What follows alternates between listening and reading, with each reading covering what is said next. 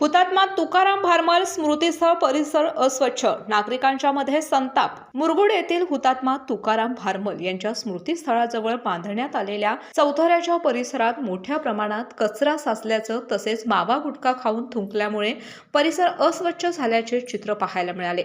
या ठिकाणी अनेक नागरिक बसण्यासाठी येत असतात, मात्र काहींच्या निष्काळजीपणामुळे स्मृतीस्थळाची पवित्रता धोक्यात आली असल्याची खंत स्थानिकांच्याकडून व्यक्त होत आहे। गोकुळची बासुंदी पुन्हा खावीशी वाटतेय। खरं सांगू, मलाही खावीशी वाटतेय। पुन्हा पुन्हा खावीशी वाटणारी गोकुळ बासुंदी। गारगोटी कचेरी हल्ल्यामध्ये आपल्या प्राणांची आहुती देणारे हुतात्मा तुकाराम भारमल यांचे स्मरण जपण्यासाठी हे ठिकाण उभारण्यात आले आहे। तरी देखील येथे कचरा टाकणे, मावा गुटखा खाऊन थुंकणे यांसारख्या प्रकारामुळे परिसराची शोभा मलिन होत आहे।